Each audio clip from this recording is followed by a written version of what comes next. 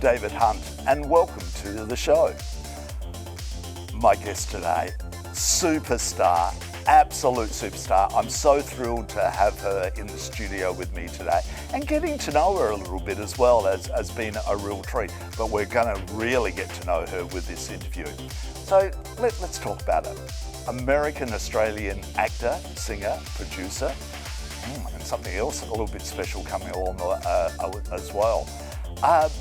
Best known for her role as Diana in the mini-series V, which is a science fiction series. If you don't know anything about it, she was the baddie, but the great baddie in it. I loved her so much in it. Moving to Australia for love, oh, how sweet. She has gone on to establish herself as a nightclub singer and recording artist. And recently, she's just teamed up with electronica act, Parallax, and has got this amazing new single out that is fantastic. I absolutely love it. Thrilled to introduce her. Guess what? She's the megastar, Jane Badler. Hello. The megastar, I love that. Yes. So, what an amazing career you've had. Do you sometimes, here you are in downtown Melbourne, and think, what's happened? My life was just so crazy. I know. I mean, I don't realize it until I do interviews how much I've done. You know, people start talking to me, I go, yeah, well, actually, I did work with this person and that person, and yeah, it's been a fantastically dramatic, full life. I've been really blessed. Fantastic. But I fell in love with a man here in Australia, and I was doing Mission Impossible, the TV series. Wow. And my career was, careers are very much like this, acting careers, and my career was suddenly going up again, and right in the midst of it, I just thought, my God, I just can't live without this man. Fantastic. And I moved to Melbourne, Australia. And you didn't try to force him to move your side of the world? Oh my God, he is such an Aussie. No way. There is no way. All right, well, let's start. Let's talk about being a kid growing up. Did acting come, rear its head at all for you then? Yeah, well, I was born in Brooklyn. Right.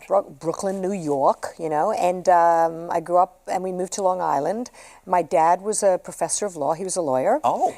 And my mom was very scientific. She had sort of a science mind. Uh-huh. But my dad was like super creative. We'd have parties where we'd all dress up. He played the piano. He wrote my mother poetry. Oh. And he was always playing opera in the house and Frank Sinatra. So I definitely grew up with, a sense that there was more, that there was an excitement in the arts.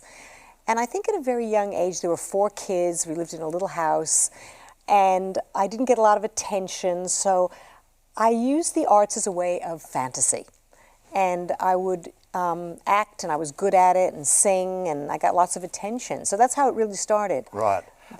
Yep. And what about, did you do acting at school, or? Yes, I did acting all through school. I played the guitar, I played the flute, I was in the Girl Scouts, and in assemblies, I always had the solo. And then I went to arts camp where I danced, I acted.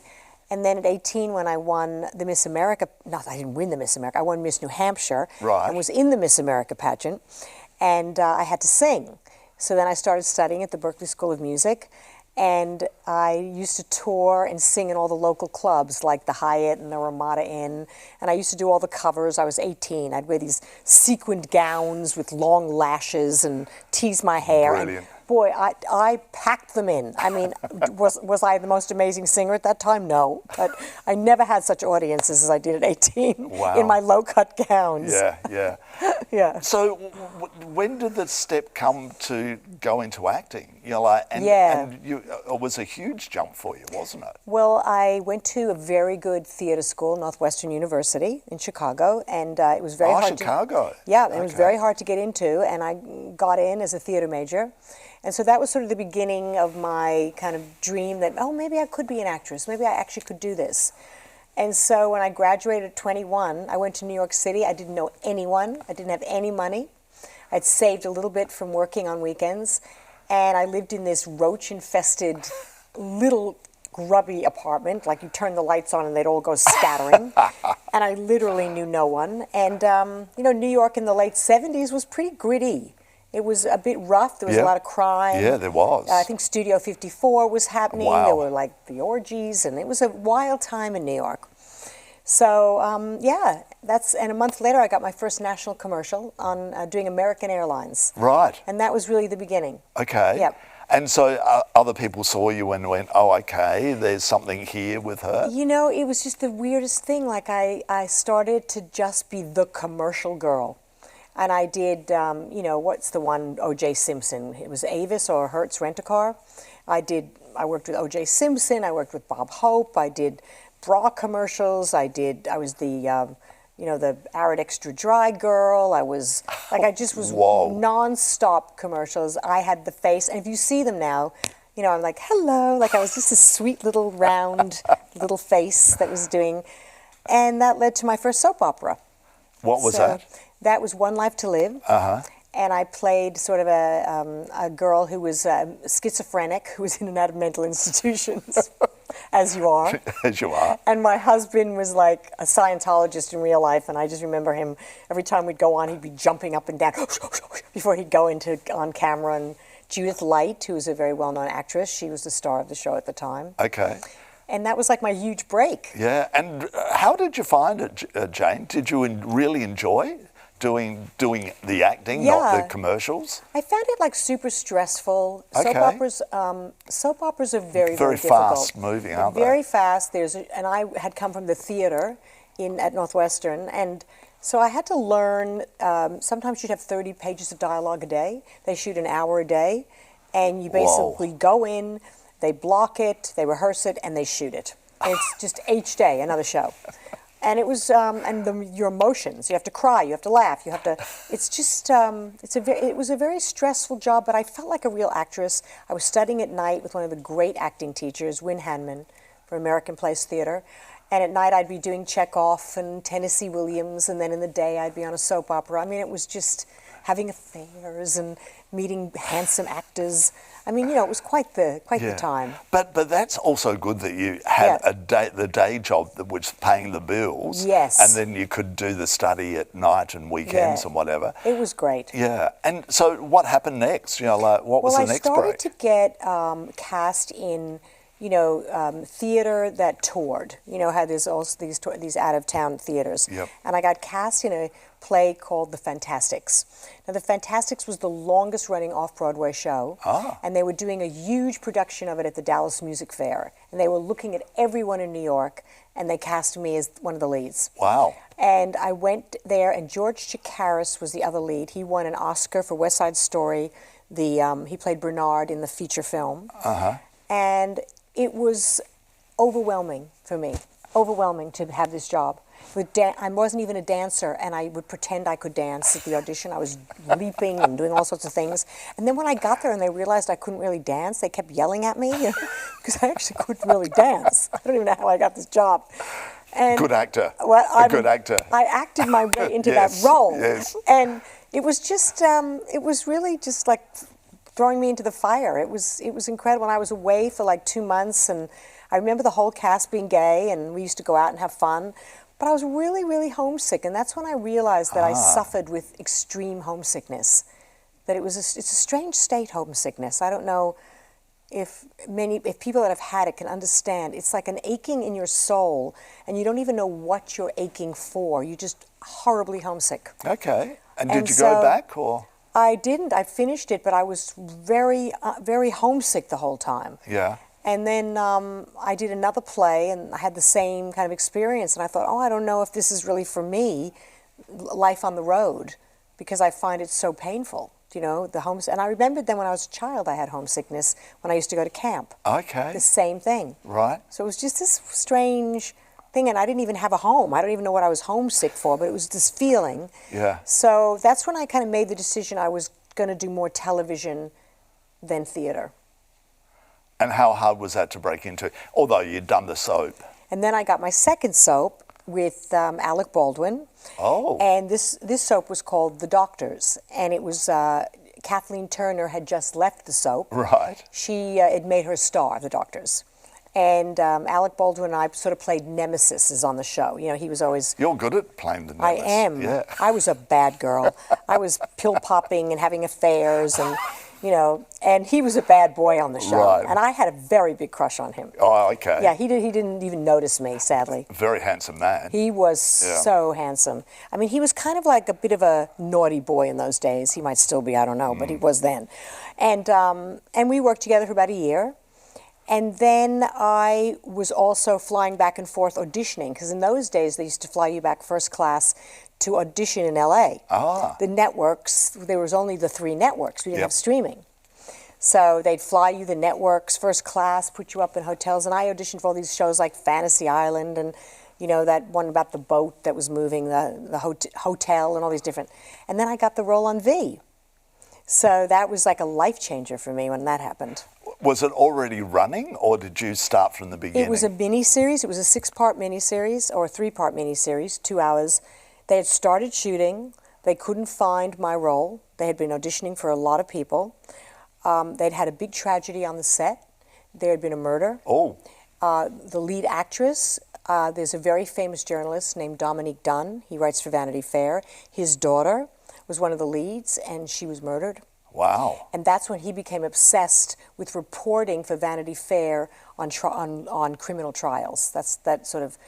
So I came into a set when I was cast that had this kind of strange. They'd all been working together for about 3 weeks or a month. They were very, very close, and they'd had this tragedy. And I just walked into that and thinking, you know, this is kind of, I feel this grief, and I feel this kind of camaraderie amongst them, and I feel a little bit out of it. But did that help you though with your role? Totally. Yeah. Yeah, because that was the role. I mean, the role was very separate from them all anyway. And Kenneth Johnson, he just knew. He was. I always say he was like Hitchcock, who kind of knew what he wanted so much that he basically would turn my head. He would say, "No, your head needs to be like that when you say the line." Like that's how much he controlled my performance. Yeah, yeah. And in the end, my performance, which was 5 scenes, was the role that everyone wanted to see. And in the next miniseries, I had a huge role. Right. Yep. How did that change your life? Because it became quite a sensation. My life changed so much. I mean, I was, you know, a soap opera actress, but suddenly I was a huge star, and I was on all the talk shows. I don't know if people know Johnny Carson. Of course. I did his show twice. I did David Letterman. Whoa. I was on Merv Griffin, you know, every talk show. And that was kind of like, whoa. Like, I couldn't believe I was on the Johnny Carson show with Tom Jones. Wow. Tom Jones was my idol. Like, I just lived, you know, and I didn't even talk to him. I was so shy. Oh. I sat there and went like this. I could kick myself. Why did I go, Tom, I love you. I love you. I wished I'd done that. Do you know what I mean? Yeah. But I was so shy. And I'd borrowed this Versace dress. I had no money. I'd borrowed a Versace dress and wore this kind of, and I acted like I was some kind of sex symbol on the show. And all my friends go, that's not who you are. But Johnny loved it because that's what he loved. Yeah. He loved And it followed on from the role you were playing in V as well. Yeah. So it was an interesting time because there was this fork in the road where ICM wanted to sign me, the biggest talent agent. I had a much smaller agent. They wouldn't let me go. Oh. They slammed the door and said, you're not leaving. And I had this fork in the road where Stardom was beckoning, and the moves that I made, it never happened. Like from that point on, like they put me into another series where I played a very similar role. Yeah. And then they started to cast me because they weren't the big agent. And I didn't really get another good role till I got Falcon Crest. And then my career was in the doldrums. And then Mission Impossible happened, and suddenly everybody wanted me again. Yeah. Because that was big. That was very big. Yeah. And then I came out here and I fell in love with this Aussie boy. Well, hold on. Yeah, Let's just go back. You would have been in a situation walking down the street and people would have known who you were. Yes. What was that But like? there was no social media. No. It was very different. Like now, there's, you know, I mean, honestly, if I could tell you that career, I mean, we saw all the sci-fi conferences, and then there was the New V and blah, blah. But I mean, I went to Argentina for a Monster Fest, and we're talking how many years later, like 35 years later, I went into a village there to buy something, and all of a sudden I noticed, like, everyone staring at me in this village, like staring, and I went, like this, and I got like very nervous because I couldn't speak Spanish, and they all started to go, Diana, Diana, and they're all like surrounding me, and I'm going, oh my God, I'm really freaking out, like this is crazy. So I smiled and signed autographs, and everybody, more and more people were coming, and then I realized there were only 2 stations in Argentina when V played. Yeah. So I am very popular there. Like, I literally was recognized all the time there. But the sci-fi conferences, you used to go to them a bit, not so much now. Not so much now. But you were very popular there. Yeah. And you were telling the story to me the other day that they paid you in cash. In cash. We love it. They still pay in cash. Why did they do that? Because they pay you per picture that you make, and everyone pays cash. Right. You have to pay cash at these things. So it's for, like, depending on how famous you are, that's how much you get for a picture. Okay. So maybe I'd get 30. Right. And maybe, you know, someone like William Shatner would get 200. Right. Do you know what I mean? And so there's just this cash that they hold for you, and then they count the cash, and they guarantee you, like, for me, it's like maybe they'll guarantee me $10,000 for 2 days. For him, it's maybe $100,000. Yeah. And they literally give you the cash. Fantastic. And it's the best thing. Oh, and, you know, like, exciting, but bizarre. That would have been bizarre, all these people queuing up to have their photo taken Because with I you. have such mixed feelings about that. You Why? know, well, because I feel like going, you want an autograph? Here's an autograph. Yeah. You know, like, yeah, I'm happy to give you an autograph. I mean, I feel like the paying for it always makes me feel slightly uncomfortable.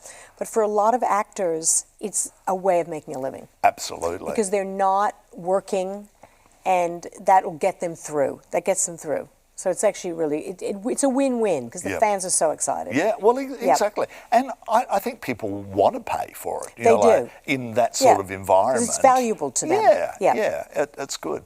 So all of a sudden, let's talk about your move to Australia. How did you meet your future husband? Yes. Well, Toddy Goldsmith, who's a well-known celebrity here, she had a party, and she was doing 1 episode of Mission Impossible. I didn't know who she was. And she said, oh, I'm having a birthday party at Redheads, which her dad owned, this club. Yeah, it's the South Melbourne Football Club. And I, in those days, would wear, like, you know, white leather with boots. I didn't have my black look. I was into the LA look, right? And she said, I'm having this party, and I thought, okay. And so I came with 2 men from the cast, and I wore a sequined bustier, because I didn't know it was some scrubby club with sawdust on the ground, you know? And I walk in, and it's like, everybody's going, oh my goodness, who's this chick? Hollywood's just arrived. Who's this lady, right? You know? And then everyone kept going, oh, you must meet this man, he's so eligible, right? About my husband. I'm going, and do you think I cared 1 iota? Of course. You know, I have, at those days, I had the trailer and the, you know, Stardom. So I sort of went, oh, okay. So I'm introduced to him, and he was wearing like a little jean jacket. He was a bit younger than I was. We're talking, and I'm going, like, I wasn't really getting very much from him, you know? And so. Did he know who you were? Yes, he knew who I was, but I don't know, we didn't really click. Yep. And so then I'm leaving, and I kind of was brushing by him, and I don't know what happened, but we just started kissing. Oh. And I just said, call me. And he said, where do you live? I said, the Hotel Como. Because I did. I lived at the Hotel Como. Yeah. And that was it. We started dating, and he was like, you know, I mean, I was in some ways, he'd hate it if I said this, but worlds apart. I mean, I'd been married, divorced. I'd had, you know, I was 5 years older than him. I'd had a huge career. I lived in Hollywood, you know, and he was, you know, he was a lovely, beautiful man, but he hadn't grown up fully yet. You know what I mean? How old was he? He was 29. Yeah, well, they say men don't mature until their mid-30s. Yeah. So here we still stand, which is incredible. Yeah. But I think that, you know, after a slow start and blah, blah, we ended up, you know, just really falling for each other. And I went back to LA, and it was kind of back and forth for a while. And then I moved here, and literally, like 2 months later, I got pregnant with my first son. Okay. So that was it. Here I am. I am still here. You're still here. I've tried. I'm still here. You tried to run away, but... Well, I have spent a little bit of time in America. I Yeah. missed it. I went back and forth a bit, Yeah. But then, like, when the children started to get a little bit older, you started performing as a singer here. I remember talking to you on my radio show on Joy 94.9 when you were releasing an album. Tell us about that and why. Yeah, well, I was so ambitious still. I was only in my 30s, and I felt like I still had so much more to give.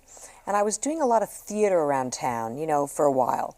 Very uninspiring. I mean, as far as half the time there was no one in the audience, It was like one of those things, my husband would go, why are you doing this? But then I was approached by an indie band called Sir. And they were very, very kind of a hip band, and they asked if I would be the front woman for that band. And we got a record label. We got a really good record label, and it became very popular. We started to tour with the band. It was kind of indie, hip, cool. Yep.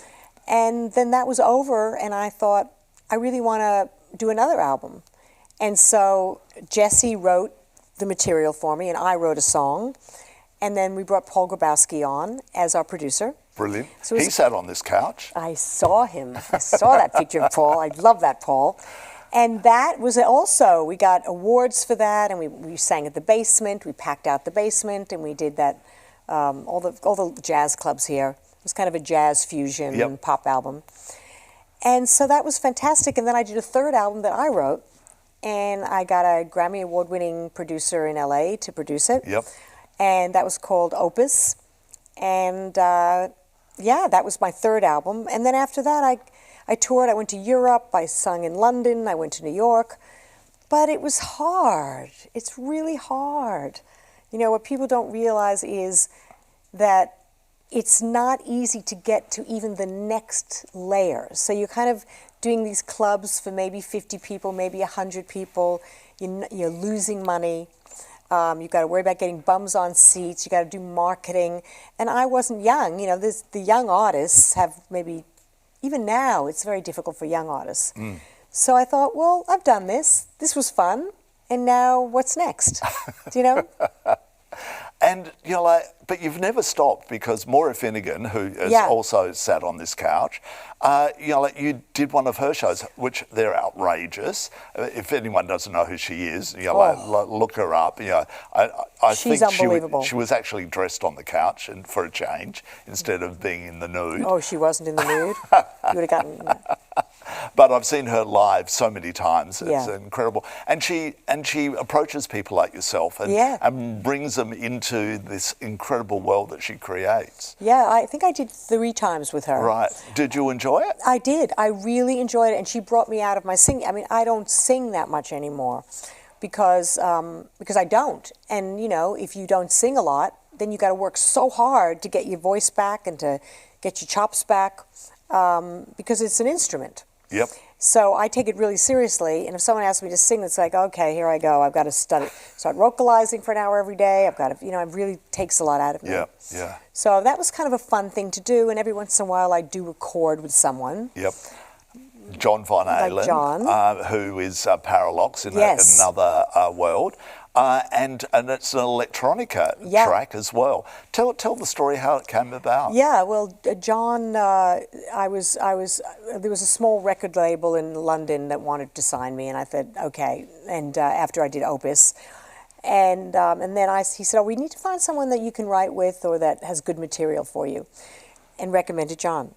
So I met with John. I loved him. John is gorgeous man and very talented, yes. and there's nothing he can't do. Yep. And going to his studio must have been a treat. In the the middle of dogs sniffing all over me. Yeah, and the Chinatown and down that little laneway. Totally, I was going, what is this thing? And the little dogs were like, like it was cute, the whole thing. And and I went, and every time you do something, it's always you're thrown into a whole new way of working. And John should have showed me, the pop style, because he's an expert at that. And I think think we did such a great job together. Oh, because he took my voice and did different things with it. Yeah. And the video is fantastic. There's a few images around of the video, and that would have been fun as well because like he's the mad professor and he's bringing you to life for the first time. It's so crazy. Good. And I've done so many interesting collaborations. Like I sang with a very famous Spanish pop star, and he asked me to come to Madrid, and we recorded a song in Spanish, and I had to learn Spanish, and Morame, and he was so sexy, so handsome, and I just remember like having so much fun with him. So we did that, and then I sang with a very well-known French artist as well. So I've done a lot of collaborations with different people. Yeah, and so it's lovely that all of a sudden you've gone into another arena with John. Now, being a mum... I'm going to be a grandparent. Congratulations. I feel so emotional about it. A little boy. So he went off to New York and has been with a Melbourne girl. Yes, they're married. Partner. Yeah. She's a journalist. She writes for the monthly, the Sydney Morning Herald. She's a very, very successful journalist, and she does pop culture. Right, okay.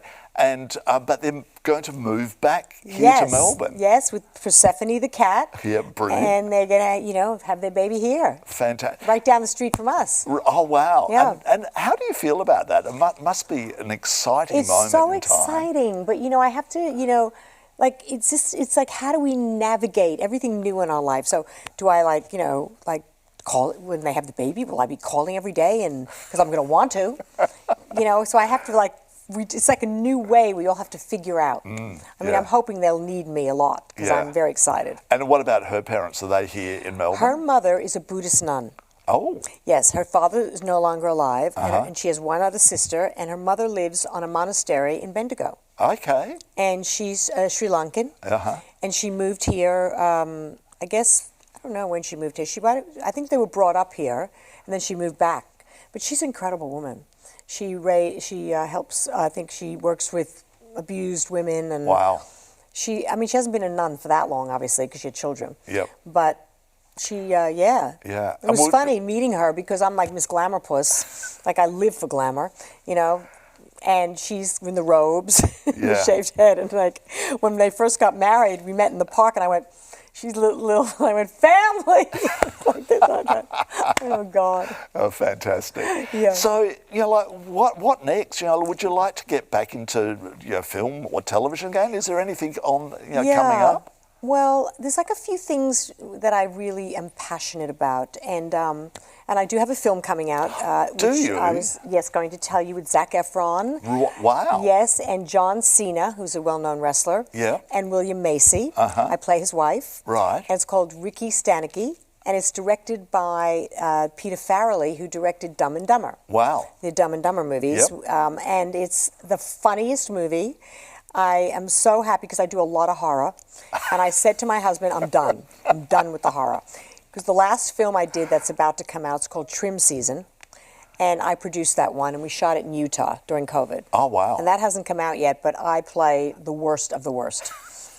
I play a witch who does horrendous things to people, okay? So I said to him after this one, I think I've done it. I've done as far as I can go now in evilness. So let's just, Yeah, so I think for me, of course, to pick and choose really good projects, and I'm very involved in philanthropy now.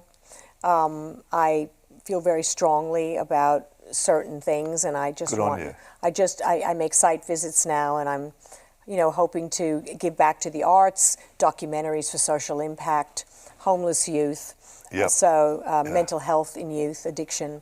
Yeah. So that's really important to me, and I'm producing more. I'm about to get involved in a project where I'm helping as a creative producer with the script and getting that off the ground. Right. And also I'm trying to write my memoir. You've got so much on. I know. And how are you going to fit that in? With the baby. With the baby. But thank goodness you're doing it. But I want to step back just a little bit. You're going to have to go out there and promote these two films, aren't you? How do you feel about that? Oh, I love promoting. That's one of my good qualities, that I really do enjoy talking about things I love. So, and I'm good at promoting. So I think with Ricky Stanicky, they'll probably use the stars. I don't think they'll be using. Oh, okay. Yeah, they'll probably. I'm sure. Yeah. Zac Efron. Oh, but hold on. You're so well known as well. Yeah, I mean, if they want me to, I'd love to. Yeah. You know, but it's in America. I guess here in Australia, I'll probably go to the opening if there is one. Yep. So that's kind of fun. And trim season is my passion because I helped write the script and I'm a producer on it. So I hope that I have the opportunity to. Well, you'll have to. I will. You're very involved. I just don't know where it's heading yet. You know. Yeah. So what will come first? Do you like? I think Ricky Stanicky will be out first because they've got a big studio behind them, and that's going to happen. Ours is an independent film, and we don't know yet where we're placing it. Yeah. Film festivals, or we've done all the film festivals in America. Okay. And how did it go down? Really good. Good. I went to one of them, but I couldn't keep flying back and forth. But I went to Monster Fest here. Trim season was at Monster Fest, which is our lovely bespoke. Yeah. You know. Brilliant. All right, so let's go to your story. You know, like writing it. How are you finding that? It's really hard, you know, but I think ultimately you have to trust your voice. Like me sitting here with you now, you go, oh, that's your voice. You know what your voice is. You're funny, you're irreverent, you don't take yourself too seriously, and you've had all these amazing stories. So when I'm writing, I have to kind of remember my voice and not try to get too literary or too kind of think about, is my writing style good? Or I have to just be raw and honest because people want honest. How do you really feel? What was really going on with you during that time? Do you know? Yeah. And how hard has it been for you to recollect a lot of things? You know, or how exciting would it be for you to go, I forgot about that. I'm going to put that into the... I think sometimes it's hard, but you'd be surprised when you start writing. It's like stream of consciousness. The things that bubble up that you'd forgotten. And now that I'm searching for things about my mother, I'm finding letters she wrote me that I'd forgotten about. And, you know, you'd be surprised the more you start to write, the more things start to come up. I'm now interviewing my sisters, asking them what they thought, because we had some tragedy in our life. My father and brother died when they were young in a plane crash. And we all reacted very differently at the time. You know, I kept going like the warrior I am. You know, I went to school, I got my degree, and my other sister fell apart. And so I finally said to them, how did this affect you? How did this affect you? And I'd never really kind of asked them those questions before. Which a nice thing to do. Did you have much to do with them over the years, or little? We sort of were estranged. It was really weird. After that accident, we never heard from my father's parents again. And then all of a sudden, out of nowhere, a year later, we get the will that they both died. Like they stopped communicating after that. And my sisters and I all sort of went like this too. It was very unusual, the way we all kind of... I think a plane crash is pretty dramatic. It's pretty dramatic. Yeah. And I became the Hollywood star, and so I sort of distanced myself that way. But now I'm really close to my sisters. Oh, lovely. One of them lives in Alaska. Oh, wow. Yes, and the other one, she's fallen in love, you know, well into her 60s, finally, with the most beautiful man, and oh my God, I just couldn't be happier for her. Brilliant. Yeah. So how long do you think it will be before, you know, like this will be ready to be published? Well, it's really interesting because I'm working with someone right now, and one of the questions she says is, when is your first draft going to be finished? Because I've just let it keep going and going. She said, don't put a year. I want you to put a date when this first draft, and I put September. I said, this first draft will be done in September. So I feel like and that was scary. This is the date my first draft is finished. So I feel like I have a date now that it's going to be finished. Yeah, and you've been bringing in professionals to help you. Yes, with that. Which and I said to you off camera is that a lot of the authors I speak to use them now because it helps with the editing process. You're a step ahead of with editors then, aren't you? Oh yeah. Well, I've taken 2 memoir courses in New York. And one of my teachers was so excellent, I asked if he would then work with me. So he's worked with me for the last year. And I have a lot of writing because of that. And then I thought, I need something else now. I need a woman. I need a woman's touch are very deeply spiritual. And I found this woman, and she mentors women, and she's written 20 books, and she's unbelievable. And so we're now writing together. Right, okay. And I gave her all my stuff, and she said, "Oh, this is really good." She said, "You just need structure. We need to now." Yep. So it's been that sort of a thing. Yeah. What about your husband? Have you let him read it? No. My husband Why? is the worst. Oh, okay. Yes. He does not, I love him. Yeah. But he's not a creative person in the way I am. Okay. Everyone's creative. Yep. So when I read things to him, he doesn't understand how good something is. He's very critical. And that makes me... Oh, so it becomes critical. And then I start feeling like, and it's hard because it's really hard to keep your confidence up when you're attempting something new. And every time I've done something new, whether it was the album with Sir, he'd always go, "What is this?" And then when it was finished, he goes, "Oh, so proud of you." You know what I mean? Yeah. But it's that process that you can't give it to people when you're in the midst of a process. Yeah. I learned that. I used to read him stuff, and he'd go, "Oh, okay, Jane." I was so excited. I was always reading him things that I'd written. But now I know just to kind of work with my teacher. Yeah. And so that the latest single that you've had out with John Von Halen, he would have probably rolled his eyes at that, did he? He's always a little bit, yes. But then there's certain things that do come out every once in a while and I go, that's really good, honey, But it's like you hear a lot of stars say that their partner really centers them. Yep. That they, they never get a big head because the partner's always going, I know you, and you can do better than that. Yeah. Yeah. So. That's fantastic. I know. You've got so much on. Oh, well, thank you. I like to have space to dream, though. I'm not a person who likes to, I don't get up early in the morning and go, you know what I mean? Like some people go, "Oh, 7 o'clock, I've got my Pilates, and 8 o'clock. I said, no. I like to sit in bed and dream. Yeah. And then I get up. Right. But so much, like 2 films and a book down the track. Yeah. And being a grandmother, you're like... That's the best of all. Whoa. Yeah. Yeah, like... I know. I'm so excited about life, And don't give up on music as well. Keep something out. I won't. You never know, you know? You never know what is in the pipelines. Yeah. Jane Badler, thank you so much for chatting with us today. It's been my absolute pleasure and getting to know you just that little bit more. Thank you. Yeah, thank you. That was so fun. Good. Yeah. Thank you. I'm David Hunt. We'll be back again next week, but unfortunately Jane Badler won't be here. There will be somebody else sitting in her spot. So thanks for watching. We'll be back, as I said, next week. Ciao.